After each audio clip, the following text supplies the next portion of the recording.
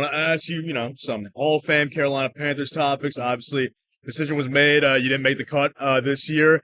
Thoughts on that? And when do you guys find out that decision? Is it when everybody else finds out, or you find out way before? Yeah, I think it's one of those things where, you look at the guys that made it and they're 100% Hall of Famers. I played against Antonio Gates my rookie year out of Qualcomm, old Qualcomm Stadium with the Chargers. I got a chance to play with Jared Allen his last year in Carolina. Obviously, we picked him up early part of the year from Chicago. And then you got like a guy like Sterling Sharp and Eric Allen. Sterling Sharp was a guy that if he didn't get hurt, he's a first ballot all-timer. Just you look at his numbers throughout his career, and it was a no-brainer. So for him to get in, I think is something that's been a long time coming. And you look at what Shannon Sharp talked about in his Hall of Fame speech. He's like, I'm in the Hall of Fame, but I'm the second best player in my family, referencing Sterling. So you love seeing those guys in, and that's what it's about. Those guys push the NFL forward in a positive direction.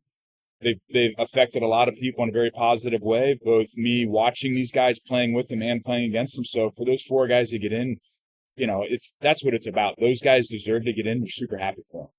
I know those four guys are great, but were you surprised that Eli didn't make the cut this year? I think you're always surprised. You look at guys like Eli and, Smitty, Steve Smith in Carolina, just Triple Crown winner. I mean, it's just so there's only a certain amount of spots. There's only a certain amount of guys that get in. That's what makes it hard. Is there's so many good players in the NFL, and it's hard to get them all in at the same time. But those guys will all eventually get in. Steve and Eli and, Vinatieri's first time on the ballot, a guy that, big kicks for two teams, won a lot of championships, and it's just a matter of time for a lot of those guys. Yeah, hopefully you make the cut next year. I want to ask you, Carolina Panthers, they're getting a little bit better. Bryce Young played better in his second season. Thoughts on them and thoughts on his play in his second season? I think Bryce, you learned a lot about Bryce's makeup, what kind of guy he was, how he handled adversity. Last year, he got hit a lot. Always got back up, never complained, never missed, right? He missed a game early in the season he hit an ankle, but he got hit, I think, 62 times his rookie year, got sacked. Got up, walked off the field, came right back, never complained. Boom, you fast forward to this year, had a tough start to the year. Fool him after a couple games. He could have sat on the bench, sulked, checked out, but he didn't. He stayed locked in. Andy goes in there and plays really well, and then unfortunately Andy got in a little fender bender. Luckily, him and his family are okay, but Bryce comes in, and it's like he didn't miss a beat. So I think I give a lot of credit to Dave Canales for pulling him out, giving him a chance to sit. And then Bryce is just his mental makeup, his mental toughness allowed him to kind of pursue through that difficult time. And as the season went on, I think Bryce kind of got back to who he was at Alabama. I'm going to go play football. I'm going to go let it rip. He's smart. He's tough. He used his feet to his advantage. He was able to get out and run a little bit, extend plays. And then what we always thought we had in Bryce was the touch and the anticipation and the ability to kind of scoot and get out and make a play on the move. We saw a lot of that as the season progressed. And then going into this offseason, same coach, same offensive coordinator, same GM, very common goal, understanding of where we need to go. I think that's only going to help us move forward. You think a lot of that had to do, again, you throwing up Dave Canales and taking less hits, a lot less hits. That played a big role in his development in his second season, right? Yeah, I think you look at that offensive line and Coach Gilbert and what he was able to do. You left tackle Icky. We brought in two big-time free agents, and then Taylor Moton on the outside. Robert Hunt and Damian Lewis were the two guards we brought in.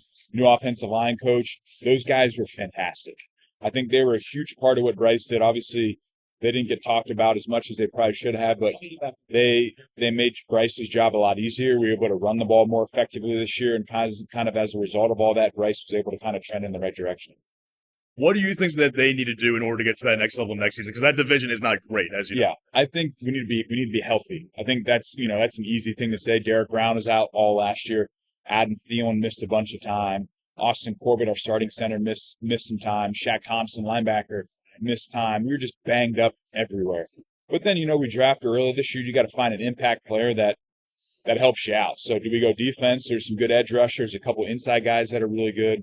Or do we go offense and try to find Bryce some more playmakers? So I think sitting there at 8, we're going to have some really good opportunities, and I'm looking forward to kind of seeing what we do. Where would you go with that top pick? I mean, I'm a defensive guy. I love pass rushes, and I love big inside defensive linemen. So, there's a guy at Michigan, Mason Graham. He's a stud. Abdul Carter, the two guys at Georgia. They're all over the place. We just gotta go pick the right one. want to ask you real quick because we all know, you retired at an early age due to the head injuries and the concussions. The NFL, they made major strides as far as lessening that. Yeah. I think it's the least amount since they started tracking that data since 2015. Thoughts on that and the improvements on that in that regard? Well, I think what the NFL is trying to do is they're trying to make the game safer. They're trying to make sure guys can play longer and then just preserve the game. And I think these new rules are the only thing that they're trying to do is keep guys healthy. They understand that this is guys' job. It's their livelihood.